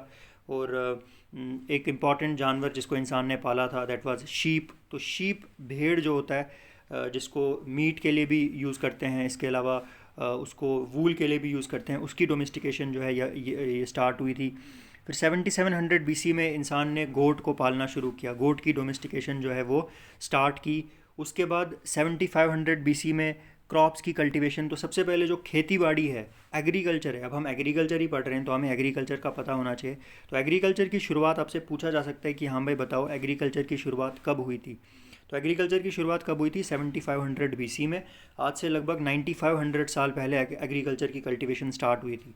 और आपसे ये भी पूछा जा सकता है कि हाँ भाई बताओ, एग्रीकल्चर में कौन कौन से ऐसे क्रॉप्स थे जिनकी सबसे पुराने क्रॉप्स कौन से थे जिनको ग्रो किया गया था? तो सबसे पुराने क्रॉप्स में आता है वीट, जिसको हम गेहूँ बोलते हैं, और बारले, ठीक है। और ये दो इंपॉर्टेंट क्रॉप्स हैं जो कि सबसे पुराने क्रॉप्स हैं, जो पुराने ज़माने से, आज से 10,000 साल पहले से लोग इनकी खेती कर रहे हैं। उसके बाद 6000 BC में क्या हुआ? 6000 BC में इंसान ने जो है कैटल को पालना शुरू किया, गाय भैंस को पालना शुरू किया और पिग्स को पालना शुरू किया। गाय भैंस को क्यों पालते हैं हम लोग? आप सबको ही पता है कि जैसे गाय है वो हमें दूध देती है तो हमारी नीड्स पूरी करती है। सिमिलरली जो बैल होता है उसका यूज़ हम लोग जो खेत होते हैं उनको हल जोतने में हम यूज़ करते हैं। उसके बाद 4400 BC में मेज़ की कल्टीवेशन होती थी, मक्की की खेती होती थी। तो मक्की की खेती की शुरुआत 4400 BC में हुई है, ऐसा माना जाता है। आज से लगभग 6500 साल पहले अप्रॉक्सीमेटली मक्की की खेती जो है उसकी शुरुआत जो है वो हुई है। उसके बाद अगर हम बात करें तो उसके बाद फिर कुछ इंपॉर्टेंट क्रॉप्स की बात करें तो जैसे 3500 BC में पोटैटो की कल्टीवेशन जो है वो स्टार्ट हुई। दैट इज़ आलू की खेती जो है 3500 BC में स्टार्ट हुई, आज से 5500 साल पहले। 3400 BC में व्हील की इन्वेंशन हुई, जो पहिया है उसकी इन्वेंशन हुई। उससे पहले लोगों को पहिए के बारे में कुछ नहीं पता था, बट यहाँ पे पहिए की इन्वेंशन हुई। और पहिए की इन्वेंशन से क्या हुआ? बहुत सारे फ़ायदे जो है वो लोगों को मिले। जैसे ट्रांसपोर्टेशन ईजियर होगी, जब पहिया बन गया तो उससे बैलगाड़ी जो है वो चलना आसान हो गया। उसके बाद 3000 BC में ब्रोंज़ का यूज़ करके टूल्स बनाए जाने लगे। ब्रोंज़ क्या है? ब्रोंज़ एक एलॉय होता है जो बना होता है कॉपर का और बाकी मेटल से मिलके जिंक का, और ये बहुत ही टफ़ होता है, बहुत स्ट्रॉन्ग होता है। तो इसकी मदद से जो है टूल्स बनाए जाने लगे। इसके अलावा 2900 BC की बात करें तो प्लो की इन्वेंशन हुई। इससे पहले क्या होता था कि खेती बाड़ी जो होती थी वो बहुत प्रिमिटिव तरीके से होती थी, लेकिन 2900 BC में पहली बार प्लो, जिसको हम हल भी बोलते हैं, उसकी इन्वेंशन हुई। और उसके बाद इरिगेटेड फार्मिंग की शुरुआत हुई कि जो उस टाइम के लोग थे उन्होंने इरिगेटेड फार्मिंग का यूज़ किया। दैट इज़ वो पानी का यूज़ करने लगे खेती बाड़ी में। उससे क्या हो गया कि जो एग्रीकल्चर है, एग्रीकल्चरल प्रोडक्शन जो है, एग्रीकल्चर की में बहुत ज़्यादा पैदावार जो है वो बहुत ज़्यादा बढ़ गई। उसके बाद 2700 BC में क्या हुआ? 2700 BC में एक इम्पॉर्टेंट काम हुआ, वो था कि जो सिल्क है। अब सिल्क की बात करें तो सिल्क क्या होता है? सिल्क एक इंसेक्ट होता है और उसका एक स्टेज होता है, लार्वल स्टेज, जिसको हम मॉथ बोलते हैं। उसको पालना जो है चाइना में शुरू किया गया और सिल्क की जो प्रोडक्शन है वो चाइना में स्टार्ट हुई है। तो सिल्क कल्टीवेशन की शुरुआत कहाँ पे हुई है? चाइना में, 2700 BC में, ठीक है। 2300 BC में क्या हुआ? 2300 BC में 3 और क्रॉप्स थे जिनकी कल्टीवेशन शुरू हुई। चिकपी, जिसको हम चना बोलते हैं, वाइट चना, उसकी कल्टीवेशन शुरू हुई। पियर जो नाशपाती का फ्रूट होता है उसकी कल्टीवेशन शुरू हुई। सरसों की खेती जो है वो उस टाइम पे स्टार्ट हुई और कॉटन की खेती भी स्टार्ट हुई। तो मतलब उस टाइम पे जो है एंशंट इंडिया में, आपने शायद हिस्ट्री में पढ़ा भी होगा कि कॉटन की फार्मिंग होती थी। और जब कॉटन की फार्मिंग होने लगी तो उसके बाद कपड़े जो है उनका यूज़ करने लगे। कॉटन से जो कपड़े बनते हैं, तो कॉटन के कपड़े जो है उस टाइम पे लोग यूज़ करते थे। फिर 2200 BC की बात करें तो इंसान ने जो है फोल जो होते हैं, जैसे जो मुर्गे होते हैं, उनको पालना शुरू किया। बुफलो जो भैंस होती है उनको पालना शुरू किया और हाथी को पालना भी शुरू किया। उसके बाद 1800 BC में फिंगर मिलेट, जो रागी होती है, जो कि एक इम्पॉर्टेंट मिलेट है। मिलेट क्या होता है? मिलेट एक ऐसा फूड ग्रेन होता है जिसके जो ग्रेन्स होते हैं वो छोटे साइज़ के होते हैं। इसकी कल्टीवेशन जो है वो स्टार्ट हुई। कहाँ पे स्टार्ट हुई इसकी कल्टीवेशन? साउथ इंडिया में। फिर 1725 BC में क्या हुआ भाई? सॉरगम की खेती, ठीक है। सॉरगम की खेती की शुरुआत हुई। सॉरगम भी एक प्रकार का मिलेट होता है। इसकी खेती कहाँ पे शुरू हुई? राजस्थान में। उसके बाद 1700 BC में घोड़ों को पालना शुरू किया गया, तो इंसान ने घोड़ों को पालना जो है वो शुरू किया, ठीक है। उसके बाद 1500 BC की बात करें तो 1500 BC में क्या हुआ? 1500 BC में शुगर केन की कल्टीवेशन स्टार्ट हुई, इरिगेशन फ्रॉम वेल्स। तो गन्ने की खेती जो है 1500 BC में लोगों ने स्टार्ट की करनी, और जो कुएँ होते थे उनकी मदद से इरिगेशन जो है वो फील्ड को दी जाने लगी। 1400 BC में क्या हो गया कि मिडल ईस्ट में आयरन जो है, आयरन का युग आ गया। आयरन एज आपने सुना होगा, तो आयरन का यूज़ शुरू हुआ कहाँ पे? मिडल ईस्ट में। उसके बाद 100 to 600 BC में क्या हुआ? 100 to 600 BC में आपको एक थ्योरी पता होगी कि इंडिया के अगर हम इतिहास की बात करें तो ऐसा माना जाता है कि आज से 4000 साल पहले एक सिविलाइजेशन थी, इंडस वैली सिविलाइजेशन। वो सिविलाइजेशन का जब डिक्लाइन हुआ तो उसके बाद ऐसा माना जाता है कि कुछ लोग थे जो मिडल ईस्ट से आए थे, जो टर्की से आए थे, ठीक है, जिनको आर्यंस बोलते हैं, वो लोग आए थे और वो दो शिफ्ट्स में आए थे। पहली शिफ्ट पहले आई थी, दूसरी शिफ्ट आई थी फ्रॉम 1000 टू 600 BC। तो जब ये दूसरी शिफ्ट आई थी उस टाइम पे क्या हुआ, उस टाइम पे आयरन एज चल रही, दैट इज़ उस टाइम पे आयरन की डिस्कवरी हो चुकी थी, आयरन का यूज़ बहुत ज़्यादा होता था। तो आयरन जो प्लो होता है, उसका जो प्लो शेयर होता है जिससे हम लोग ज़मीन को खोदते हैं, वो आयरन का जो है डिस्कवर हो चुका था, कुल्हाड़ी की इन्वेंशन हो चुकी थी। और उसकी वजह से क्या हो गया कि जंगलों को काटा गया और जंगलों को काट के वहाँ पे खेती बाड़ी जो है वो की जाती थी। और खेती बाड़ी जो है वो बहुत ज़्यादा यहाँ पे फैल गई थी, पॉपुलर हो गई थी पंजाब में, उत्तर प्रदेश में और बिहार में। इसके बाद अगर हम बात करें तो 543 टू 491 BC की अगर हम बात करें तो 543 टू 491 BC में क्या हुआ कि फार्मिंग ऑपरेशंस जो है वो कुल्लवागा में और महावागा में होते थे। तो कुछ लिटरेचर है बुद्धिस्ट का, उनको जब हम पढ़ते हैं तो हमें पता चलता है कि यहाँ पे जो है फार्मिंग होती थी, खेतीबाड़ी होती थी। फिर 500 AD की बात करें तो 500 AD में क्या हुआ, वारामिहिरा जो कि एक अब समझ लो एंशंट इंडिया का एक साइंटिस्ट था, उसने एक अपनी एक बुक लिखी थी बृहद संहिता। उसमें उसने क्या किया, उसमें उसने प्लांट्स और एनिमल्स को क्लासीफाई किया। ठीक है, उसने कहा कि लिविंग ऑर्गेनिजम्स दो टाइप के होते हैं, प्लांट्स और एनिमल्स। ठीक है, फिर 760 टू 808 AD जो पर्शियन व्हील है उसका यूज़ किया जाने लगा। ठीक है, इंडिया में जो है पर्शियन व्हील का यूज़ होने लगा। ठीक है, पर्शियन व्हील जिसकी मदद से मिट्टी के बर्तन बनाए जाते हैं। फिर 900 टू 1000 AD में क्या हो गया कि टैंक्स की कंस्ट्रक्शन हुई। ठीक है, कृषि पराशर या वृक्ष आयुर्वेदा, बॉटनी के ऊपर जो कुछ पुस्तकें हैं वो लिखी गई। और एग्रीकल्चर के ऊपर एक बुक थी जो कश्यपा ने लिखी थी जिसका नाम था कृषि सूक्ति, जिसमें एग्रीकल्चर से रिलेटेड सारी इन्फॉर्मेशन थी। फिर 15th सेंचुरी AD आपको पता है कि एक इम्पॉर्टेंट इवेंट हुआ था। ये इम्पॉर्टेंट इवेंट क्या था कि एक नया कंटिनेंट, एक नया वर्ल्ड जो है, न्यू वर्ल्ड की डिस्कवरी हो चुकी थी। उसके बाद क्या हुआ कि कुछ ऐसे क्रॉप्स के बारे में हमको पता चला जिन क्रॉप्स के बारे में लोगों को पता नहीं था, तो उनके बारे में भी पता चला। जैसे 15th सेंचुरी AD में क्या हो गया, स्वीट ऑरेंज जो संतरे हैं उनकी खेती जो है वो स्टार्ट हुई, जो खट्टे ऑरेंज होते हैं उनकी खेती स्टार्ट हुई, वाइल्ड ब्रिंजल और पॉमग्रेनेट की खेती जो है वो भी स्टार्ट हुई। ठीक है, उसके बाद बात करते हैं 16th सेंचुरी AD में। तो 16th सेंचुरी AD में क्या हो गया, बहुत सारे जो क्रॉप्स हैं, अब आपको पता है कि सबसे पहले इंडिया में कौन आया था। सबसे पहले इंडिया में आया था वास्को डा गामा। और वास्को डा गामा कहाँ का था, वास्को डा गामा जो है वो पुर्तगाल का था। तो पुर्तगाल से वो हिंदुस्तान में आया था। और जब पोर्तुगीज़ इंडिया में आए तो उन्होंने अपने साथ बहुत सारे ऐसे क्रॉप्स, ऐसी फसलें इंडिया में लाई जो इंडिया में पहले ग्रो नहीं होती थी। जैसे आलू है, आलू की खेती इंडिया में 16th सेंचुरी से पहले नहीं होती थी, आलू इंडिया में लाया गया। स्वीट पोटैटो वो भी इंडिया में लाया गया। एरो रूट लाया गया। कैसेवा जिससे साबूदाना बनता है वो लाया गया। टोमेटो, टमाटर पहले जो है इंडियन क्विजीन का पार्ट नहीं था। Chillies, pumpkin, papaya, pineapple, guava, custard apple, groundnut, cashewnut, tobacco, American cotton एक नई वैरायटी कॉटन की, और रबर। ये सब क्रॉप्स इंडिया में पहले नहीं थे, इनको इंडिया में लाया गया 16th सेंचुरी AD में पोर्तुगीज़ के द्वारा। उसके बाद 1550 AD में पोर्तुगीज़ ने एक नई टेक्निक इंट्रोड्यूस की हॉर्टिकल्चर में, विच वाज ग्राफ्टिंग। उन्होंने कहा कि हमारे लिए पॉसिबल है कि हम दो अलग अलग प्लांट्स को कंबाइन कर सकते हैं।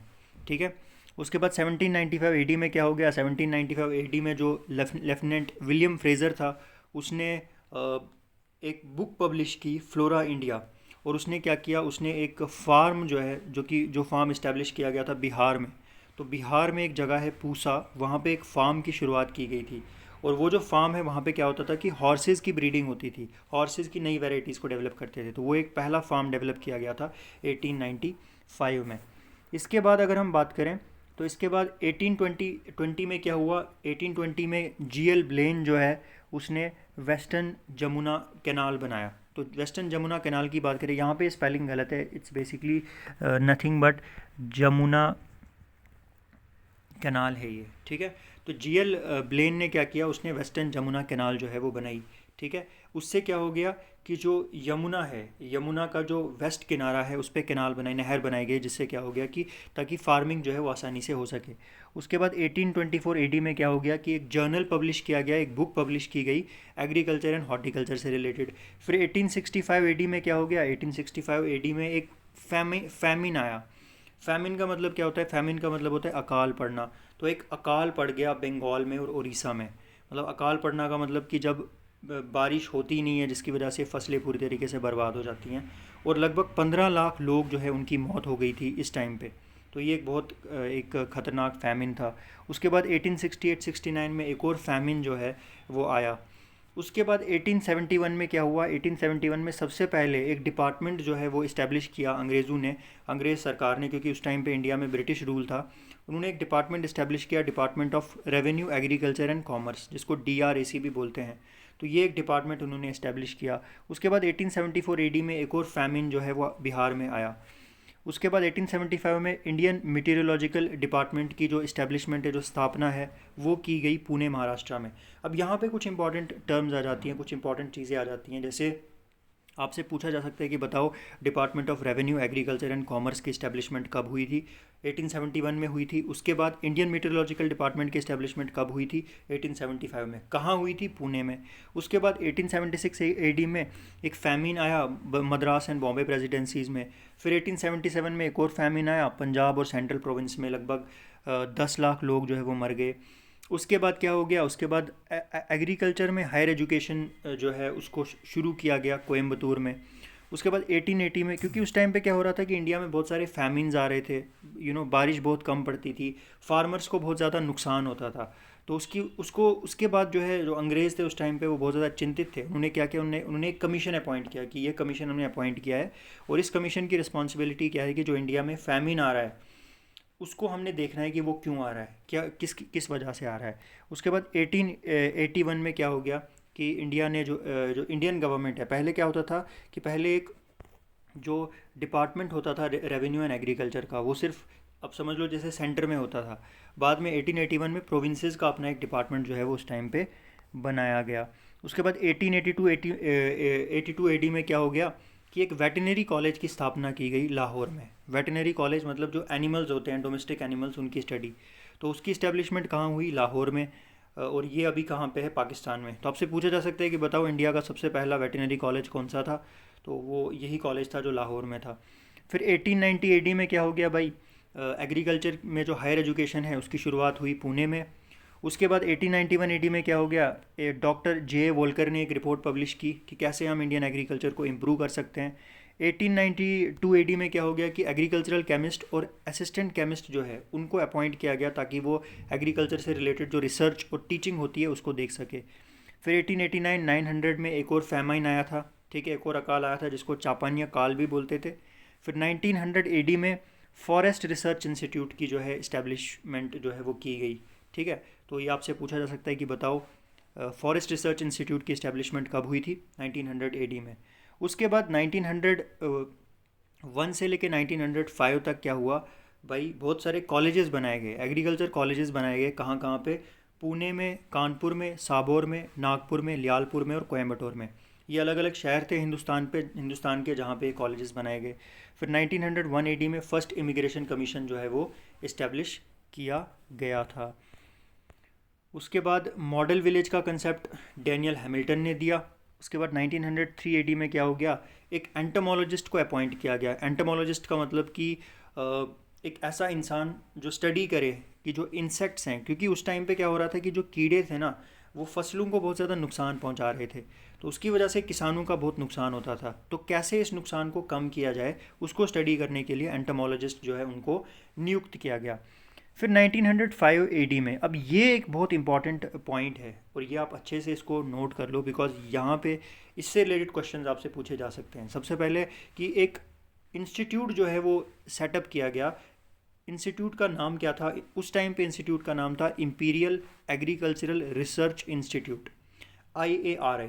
उस टाइम पे आई जो है उसका मतलब था इंपीरियल, बट अब जब इंडिया आज़ाद हो गया उसके बाद इंपीरियल का नाम चेंज करके इंडियन कर दिया गया। और इस इंस्टीट्यूट की इस्टेब्लिशमेंट कहाँ पे हुई? बिहार में। बिहार में एक जगह है पूसा, वहाँ पे हुई। कब हुई इस्टेब्लिशमेंट? 1905 AD में। ये आपसे पूछा जा सकता है। लेकिन बाद में पूसा में क्या हुआ? पूसा में एक अर्थक्वेक आया जिसकी वजह से जो बिल्डिंग है वो डैमेज हो गई, एंड दैट इज़ वाई बाद में इस इंस्टीट्यूट को 1936 में न्यू दिल्ली में जो है वो शिफ्ट किया गया। और अभी इसकी बिल्डिंग कहाँ पे? IRA में 19 जो है दिल्ली में। तो एग्रीकल्चर से रिलेटेड जितनी भी मेजर रिसर्च होती है वो इसी इंस्टीट्यूट में होती है। उसके बाद 1906 एडी की बात करें तो एग्रीकल्चर जर्नल इंडिया का जो है वो स्टार्ट हो गया। फिर 1908 एडी में क्या हो गया, टैगोर जो रविंद्रनाथ टैगोर थे उन्होंने यूथ ऑर्गेनाइजेशन जो है उसकी शुरुआत की कालीग्राम परगना में। उसके बाद 1919 में क्या हो गया कि जो एग्रीकल्चर है उसको स्टेट सब्जेक्ट बनाया गया, कॉन्स्टिट्यूशन में कुछ बदलाव लाए गए। पहले क्या था कि पहले एग्रीकल्चर की से रिलेटेड जो जितनी भी रिस्पॉन्सिबिलिटी थी, जिम्मेदारी थी, वो सेंटर की थी, वो सेंट्रल गवर्नमेंट की थी। लेकिन बाद में ये चीज़ देखी गई कि नहीं, कि एग्रीकल्चर जो है वो एक ऐसा सब्जेक्ट है, एक ऐसी चीज़ है जहाँ पे लोकल कंडीशंस पे डिपेंड करती है। तो इसीलिए जितने भी उस टाइम पे स्टेट्स थे जो ब्रिटिश रूल के अंडर थे, उनको रिस्पॉन्सिबिलिटी दी गई कि वो अपने हिसाब से एग्रीकल्चर से रिलेटेड लॉज बना सकते हैं। फिर 1920 एडी में एक प्रोजेक्ट है गुड़गांव प्रोजेक्ट, इसकी शुरुआत की एफएल ब्राइन ने। पूछा जा सकता है कि गुड़गांव प्रोजेक्ट कब शुरू हुआ था, किसने शुरू किया था। 21 एडी में Sri Niketan project R N Tagore. 21 AD में मरथंडम प्रोजेक्ट स्पेंसर हैथ। 1921 में सेवाग्राम प्रोजेक्ट महात्मा गांधी, आदर्श सेव संगठन पोहरी ग्वालियर। ठीक है। उसके बाद 1921 में क्या हुआ भाई, इंडियन सेंट्रल कॉटन कमेटी बनाई गई। रिस्पॉन्सिबिलिटी क्या थी इसकी भाई, कि कॉटन से रिलेटेड जो जितनी भी प्लानिंग वगैरह है वो करनी है। फिर 1927 में रॉयल कमीशन एग्रीकल्चर जो है उसको अपॉइंट किया गया, जिसका हेड था लॉर्ड लिनलिथ गो। ठीक है। उसके बाद 1929 में अगेन एक इम्पॉर्टेंट काम 1929 में भी हुआ था। जैसे मैंने बोला 1905 में इम्पॉर्टेंट काम हुआ, याद होना चाहिए 1929 एडी में, क्योंकि ये चीज़ें आज से करंट से जो है बहुत ज़्यादा जुड़ी हुई हैं। 1929 में क्या हुआ, 1929 में एक इम्पॉर्टेंट एक क्या हुआ, imperial council of agricultural research, जो ICAR है, जो आज के टाइम पे जितनी भी रिसर्च एग्रीकल्चर में होती है उसको कंडक्ट करवाता है, उसकी इस्टेब्लिशमेंट। ठीक है। कब हुई थी, 1929-80 में। उस टाइम पे इसका नाम था imperial council of agricultural research, क्योंकि इंडिया अंग्रेज़ों का गुलाम था। लेकिन अभी इसका नाम चेंज किया गया है Indian council of agricultural research, और ये कहाँ पे है, न्यू दिल्ली में। 1930 एडी में सेवाग्राम प्रोजेक्ट महात्मा गांधी ने शुरू किया। 1931 में Indian central lac committee appoint की गई। उसके बाद 1932 में rural reconstruction movement VT Krishnamachari ने भरोड़ में स्टार्ट किया। 1935 में rural development programme. 1936 Indian central jute committee. 1940 monthly journal Indian farming started by imperial council of agricultural research New Delhi. 1942 में डिपार्टमेंट ऑफ फूड क्रिएट किया गया। तो फूड डिपार्टमेंट की क्रिएशन जो FCI है वो कब हुई थी, 1942 में। उसके बाद 1942 में एक कैंपेन लॉन्च किया गया, ग्रो फूड मोर कैंपेन, कि हमारा फोकस होना चाहिए कि हम ज़्यादा से ज़्यादा जो एग्रीकल्चरल प्रोडक्ट्स हैं उनको ग्रो करें। लेकिन ये जो प्रोग्राम था ये फेल हो गया, और इसको दोबारा से 1947 में शुरू किया गया। फिर 1943 में एक बहुत बड़ा अकाल जो है वो पड़ा। ठीक है। जिसको हम ग्रेट बंगाल फैमिन बोलते हैं। तो एक बहुत बड़ा अकाल पड़ा, और ये जो अकाल था, ग्रेट बंगाल फैमिन जिसको बोला जाता है, इसको कॉज करता है हेलमिंथोस्पोरियम ओराइजे। और इस अकाल पड़ने की वजह से क्या हो गया कि बहुत सारा नुकसान जो है वो उस टाइम पे किसानों को हुआ था। 1944 एडी में Indian central sugar cane committee जो है वो अपॉइंट की गई। 1943 एडी से रिलेटेड क्वेश्चन पूछा जाता है कि ग्रेट बंगाल फैमिन, सबसे पहले आपसे ये पूछा जा सकता है कि हाँ भाई बताओ ग्रेट बंगाल फैमिन कब हुआ था, तो आप ये बताओगे कि 1943 में हुआ था। और ये भी पूछते हैं कि इसको कॉज किसने किया था, तो कॉजल ऑर्गेनिज्म का नाम पता होना चाहिए। फिर 1944 एडी में क्या हो गया, W बर्न्स ने जो है कहा कि कैसे जो है टेक्नोलॉजी की मदद से एग्रीकल्चर को बेहतर किया जा सकता है इंडिया में। उसके बाद 1945 एडी में सर फिरोज़ खारेगत ने मेमोरेंडम सबमिट किया कि कैसे एग्रीकल्चर और एनिमल हस्बेंड्री को इंडिया में डेवलप किया जा सकता है। 1945 एडी में Indian central coconut committee appoint की गई। 1945 में Indian central tobacco committee appoint की गई। 1945 में Indian village service AT Mosher BN Gupta ने जो है उसको इंट्रोड्यूस किया। फिर बात करें 1946 की, तो 1946 में क्या हुआ, 1946 में directorate of plant protection and quarantine लाया गया। 1946 में central rice research institute introduce किया गया। 1946 के एंड पे फ़िरका डेवलपमेंट मद्रास स्टेट ने शुरू की, T प्रकाश एंड D थ्रागुट। 1947 AD में फूड पॉलिसी कमेटी आई। 1947 में Indian central oil seeds committee आई। 47 में fertilisers and chemicals Travancore, Mazdoor Manzil Nilokheri by SK Dey. 1947 जनवरी 1948 GATT general agreement on tariffs and trades, एक इंटरनेशनल ऑर्गेनाइजेशन बनाई गई जिसका मकसद था इंटरनेशनल ट्रेड को फैसिलिटेट करना। 1948 में इतावा पायलट प्रोजेक्ट एल्बर्ट मेयर ने स्टार्ट किया। एक और इम्पॉर्टेंट प्रोजेक्ट अगेन पूछा जा सकता है, Indian village service by Mister Arthur T Mosher and V N Gupta 1948, एरिकानेट committee 1949, pilot training cum development by Ford 1952। इसके बाद बात करें तो 1952 कम्युनिटी डेवलपमेंट, ठीक है। नेशनल एक्सटेंशन सर्विस 1953-1956 में एक प्रोजेक्ट लॉन्च किया गया for intensification of regional research on cotton, oil, seeds and millets. कि मकसद क्या है कि हमने कॉटन, ऑयल, सीड्स और मिलेट्स के ऊपर जो है बहुत ज़्यादा क्या करनी है, रिसर्च करनी है।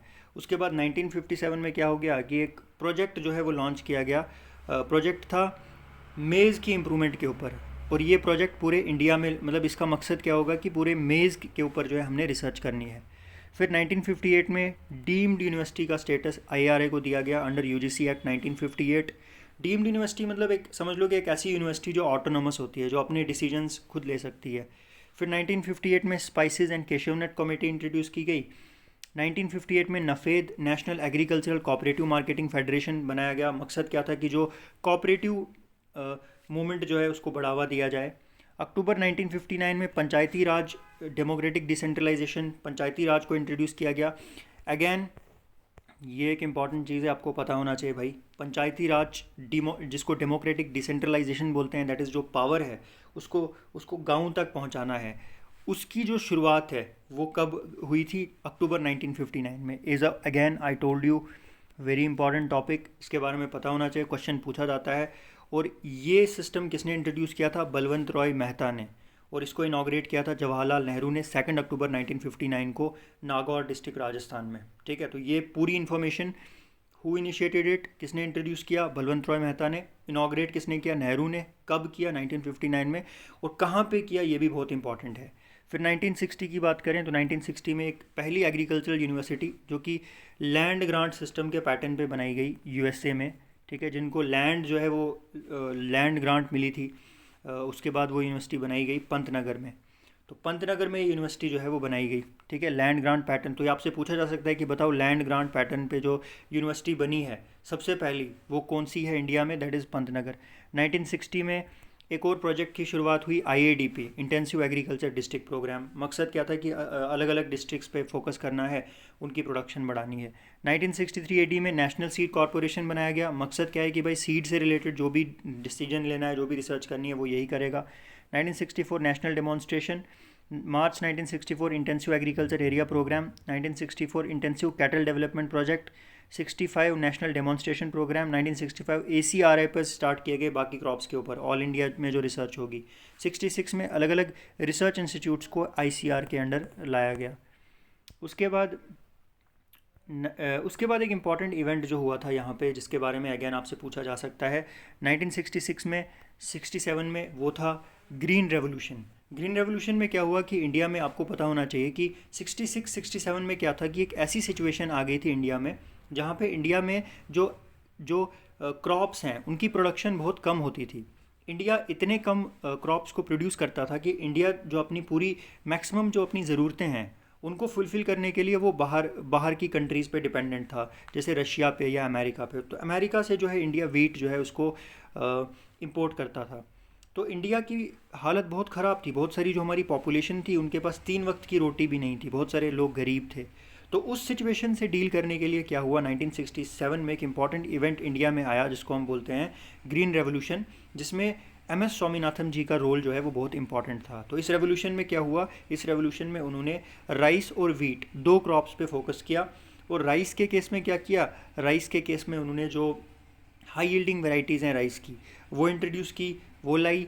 और वीट की भी हाई यील्डिंग वेराइटीज़ लाई। नॉरिन 10 आप सब ने नाम सुना होगा। तो जब हाई यील्डिंग वेराइटीज़ राइस की लाई, इरिगेशन सिस्टम को डेवलप किया गया, तो उसके बाद क्या हो गया कि इंडिया में अचानक से जो एग्रीकल्चरल प्रोडक्ट्स थे, जो राइस और वीट है, उसकी प्रोडक्शन में बहुत ज़्यादा इंक्रीज़ देखी गई। और इतनी ज़्यादा इंक्रीज़ एग्रीकल्चरल प्रोडक्शन में इंडिया में देखी गई कि इंडिया जो है वो कहाँ, एक टाइम पे इंडिया जो है वो बाहर से जो फूड है वो मंगाता था। अब इंडिया जो है यहाँ से, इंडिया से बाहर जो है वो फूड जाने लगा। तो इस तरीके से ग्रीन रेवोल्यूशन एक इंपॉर्टेंट इवेंट था इंडिया की हिस्ट्री में। 1967-68 में farmers training and education centre, ठीक है। 1969 में सेकंड इरिगेशन कमीशन। 70 AD में national commission on agriculture. 1971 AD mini kit programme. 1970 drought prone area programme, 1971 all India coordinated project for dryland agriculture, 71 AD small farmer development agency, 1971 AD marginal farmer and agricultural labourer project, 72 AD में इक्रीसैट की development हुई, ठीक है, इक्रीसैट की development हुई। उसके बाद ये भी एक रिसर्च सेंटर था जिसका मकसद था ड्राईलैंड एरियाज़ में जो फार्मिंग होती है उसको देखा जाए। उसके बाद 1973 में एग्रीकल्चरल रिसर्च एंड एजुकेशन जो डिपार्टमेंट है वो मिनिस्ट्री ऑफ एग्रीकल्चर में क्रिएट किया गया। फिर 1973 में mini kit trials programme introduce किया गया। उसके बाद 1974 AD में ट्रेनिंग एंड विजिट सिस्टम जो डैनियल बेनोर और बैक्स्टर ऑफ इजराइल ने जो है इंट्रोड्यूस किया। टर्की पहला जो था वो सबसे पहले स्टार्ट किया गया राजस्थान कैनाल एरिया में। फिर 1974 AD में command area development authority, 74 AD operational research project, 1974 food for work programme, 1974 minimum needs programme, 1974 Krishi विज्ञान केंद्र। अगेन सब बहुत इंपॉर्टेंट। 1974 आपसे पूछा जा सकता है कि बताओ इंडिया का सबसे पहला KVK कृषि विज्ञान केंद्र कहाँ पे इस्टेब्लिश हुआ था। तो जो पहला कृषि विज्ञान केंद्र इंडिया का बना था वो बना था कहाँ पे, पौंडीचेरी में, ठीक है। और ये किसके अंडर था, ये तमिलनाडु एग्रीकल्चर यूनिवर्सिटी के अंडर था, कोयम्बटूर में, ठीक है। और किस कमेटी की रिकमेंडेशन से ये बना था, ये बना था भाई मोहन सिंह मेहता कमेटी। तो मोहन सिंह मेहता कमेटी ने इसको रिकमेंड किया था और इनकी रिकमेंडेशन पे ये बना था। फिर 1975 में क्या हुआ भाई, एग्रीकल्चर रिसर्च सर्विस की शुरुआत हुई और एग्रीकल्चरल साइंटिस्ट रिक्रूटमेंट बोर्ड बनाया गया। तो एग्रीकल्चर रिसर्च सर्विस क्या है भाई, एग्रीकल्चर रिसर्च सर्विस क्या है कि एक ऐसा ऑर्गेनाइजेशन है जो एग्रीकल्चर में साइंटिस्ट के लिए रिक्रूटमेंट करता है और एग्रीकल्चरल साइंटिस्ट रिक्रूटमेंट बोर्ड का भी काम वही है। जुलाई 1975 20 point programme, 1976 AD national rural employment programme, 1976 AD desert development programme, 1976 AD Antyodaya Yojana ताकि जो गरीब लोग हैं उनको मुफ्त में राशन जो है वो दी जाए। 1976 AD national academy of agricultural research and management, 1976 AD Ashok Mehta committee 2 tier Panchayati Raj system की उन्होंने बात की। April 1978 integrated rural development programme. उसके बाद 1979 training for rural youth for self employment TRYSEM. उसके बाद जनवरी 1979 national agricultural research project. 1 June 1979 lab to land programme जब ICR के 50 साल कंप्लीट हो गए। IRDP 1979, 1980 district rural development programme, 1980 national rural employment programme, 1980 national agricultural research project, 1982 development of women and children in rural areas, 1982 council for advancement of people's action in rural technology. 12 जुलाई 1982 again बहुत important topic, agriculture and rural development bank बनाया गया, नबार्ड की establishment हुई। आपसे पूछा जा सकता है बताओ भाई नबार्ड कब बना, तो नबार्ड 1982 में बना था, 12 जुलाई 1982 को। मेन काम क्या है कि जो एग्रीकल्चर से रिलेटेड काम है या रूरल एरियाज़ में जितनी भी डेवलपमेंट का जो काम होता है उनको फाइनेंस प्रोवाइड करने का काम, रिस्पॉन्सिबिलिटी इनकी है। उसके बाद 1983 national agriculture extension project, 1983 rural landless employment guarantee. Then 1985 की बात करें तो 1985 में क्रॉप इंश्योरेंस स्कीम, ठीक है, national agriculture extension project, technology mission on oil seeds. 1986, ठीक है। उसके बाद 1986 national agriculture research project, 1988 special food production programme, 1989 Jawahar Rozgar Yojana NREP और RLEGP को मर्ज करके बनाई गई थी। फिर 1993 प्राइम मिनिस्टर रोजगार योजना, 1993 एश्योर्ड एम्प्लॉयमेंट स्कीम, 1994 महिला Samriddhi Yojana, 1995 institution village linkage programme, 1995 national social assistance scheme, 1996 establishment of national gene bank at New Delhi, 1997 Swarna जयंती रोजगार योजना, 1998 नेशनल एग्रीकल्चरल टेक्नोलॉजी प्रोजेक्ट, 1988 किसान क्रेडिट कार्ड स्कीम, ठीक है। किसान क्रेडिट कार्ड स्कीम अगैन एक इंपॉर्टेंट स्कीम है जिसमें क्या होता है कि किसानों को जो है वो आसानी से लोन मिले, उस पर उनको फैसिलिटेट किया जाता है। 1998 जवाहर ग्राम समृद्धि योजना, 1999 स्वर्ण जयंती ग्राम स्वरोजगार योजना, 1999 इंदिरा आवास योजना। मकसद क्या था कि जितने भी लोग हैं इंडिया में, गरीब लोग जिनके पास अपना घर नहीं है, उनको हम घर देंगे। 1999 national agricultural insurance scheme, Antyodaya Anna Yojana दिसंबर 2000, प्रधानमंत्री ग्राम सड़क योजना 2000, ठीक है। फिर बात करते हैं 2001 की, संपूर्ण ग्रामीण रोजगार योजना। 2004 में जो स्कीम्स थी OPP, OPDP, NPTP और AMDP, इनको मर्ज किया गया एक centrally sponsored integrated scheme of oil seeds, pulses, oil palm और मेज़ में। फिर 2004 में national food for work programme, 2004 marine fishing policy, 2004 national commission on farmers, जिसका चेयरमैन था doctor M S Swaminathan. 2006 national agricultural innovation project through World Bank. 2005 national horticulture mission. 2005 Bharat Nirman. 2006 national bamboo mission. 2006 में यहाँ पे एक इम्पॉर्टेंट काम हुआ है जिसके बारे में आपको पता होना चाहिए। Mahatma Gandhi national rural employment guarantee scheme, MG NREGA. तो एमजी नरेगा की शुरुआत हुई है यहाँ पे, तो ये एक इम्पॉर्टेंट स्कीम है, पता होना चाहिए कब शुरू हुई थी। National rainfed area authority 2006। National food security mission 2007, एक और इम्पॉर्टेंट मिशन है। और राष्ट्रीय कृषि विकास योजना RKVY। ठीक है, इसके बाद बढ़ते हैं आगे और बात करते हैं हम लोग domestication of plants and animals in various regions. तो कहाँ कहाँ पे कौन कौन सा प्लांट जो है उसका डोमेस्टिकेशन हुआ। डोमेस्टिकेशन का मतलब सबसे पहले उसको वहाँ, जैसे डोमेस्टिकेशन का मतलब एनिमल्स के केस में डोमेस्टिकेशन का मतलब क्या होता है, एनिमल्स के केस में डोमेस्टिकेशन मतलब जानवर को पालना, और प्लांट्स के केस में डोमेस्टिकेशन का मतलब कि उसकी खेती बाड़ी जो है वो शुरू करना। तो सबसे पहले बात करते हैं, अगर हम सबसे पहला जो जानवर जिसको इंसान ने पाला था वो था डॉग, आज से 10,000 BC में। और सबसे पहले ऐसा माना जाता है इराक और इज़राइल, ये दो कंट्रीज़ है जहाँ पे डॉग की डोमेस्टिकेशन इंसान ने शुरू की थी। उसके बाद 8400 BC में नॉर्थ वेस्टर्न अमेरिका में डॉग की डोमेस्टिकेशन हुई थी। 7000 BC में मिडल ईस्टर्न रीजन में शीप एंड गोट जो है उसकी डोमेस्टिकेशन हुई। 7000 BC में पिग की डोमेस्टिकेशन हुई टर्की में। 6300 BC में कैटल की डोमेस्टिकेशन हुई ग्रीस में। 6000 BC में वीट की डोमेस्टिकेशन हुई ग्रीस में। तो सबसे पुराना जो क्रॉप जिसकी डोमेस्टिकेशन हुई, जो सबसे पहले जिसको इंसान ने जिसकी खेती की थी, दैट वाज वीट, गेहूँ। तो बहुत पुराना एक फसल है वो। 6000 BC में lentil and peas, Middle East में जो लेंटिल दालें होती है, जो मटर होता है, उसको भी लोग उगाते थे। फेसियोलस ल्यूनेटस एंड फेसियोलस वल्गैरिस पेरू में जो है इसको ग्रो करते थे। 5000 BC में kidney bean Peru and Mexico में ग्रो होता था। तो किडनी बीन जो राजमा जिसको बोलते हैं उसकी खेती होती थी। फिर मेज़ की बात करें तो 5000 BC में जो है मैक्सिको एंड साउथ अमेरिका में मेज़ की खेती होती थी। 4000 BC में राइस की कल्टीवेशन स्टार्ट हुई चाइना और थाईलैंड में।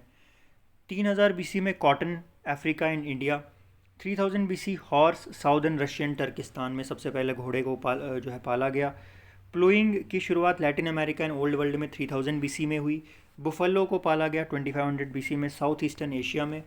सॉर्गम नॉर्थ अफ्रीका और India 1800 BC। Sunflower 1000 central north America, 4000 साल पहले आलू की खेती साउथ अमेरिका में की गई थी। चिकन्स इंडिया में फर्स्ट प्लांट हाइब्रिड 1920 में आर्टिफिशियल म्यूटेशन।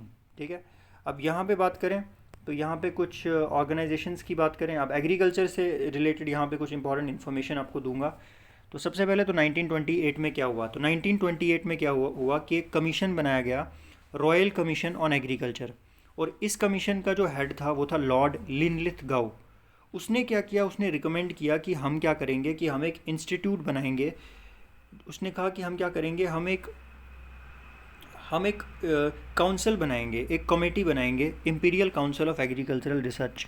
और इसका मकसद क्या होगा कि ये क्या करेगा, ये एग्रीकल्चर में जो रिसर्च है उसको प्रमोट करेगा। दैट इज़ इंडिया में हर जगह पे एग्रीकल्चरल रिसर्च हो, उसकी प्रमोशन, उसकी जिम्मेदारी इसकी है। फिर आगे क्या हुआ, 16 जुलाई को क्या हुआ, ICR को सेटअप किया गया। तो 16 जुलाई 1929 को as a registered society under the societies registration act 1860 ICR को सेटअप किया गया रॉयल कमीशन ऑफ एग्रीकल्चर की रिकमेंडेशन के ऊपर। तो यहाँ पे आपसे पूछा जा सकता है कि बताओ ICR को सेटअप किया गया था, कौन सी कमीशन ने इसको सेट किया था, तो रॉयल कमीशन ऑन एग्रीकल्चर ने इसको सेट किया था। उसके बाद क्या हुआ, उसके बाद मार्च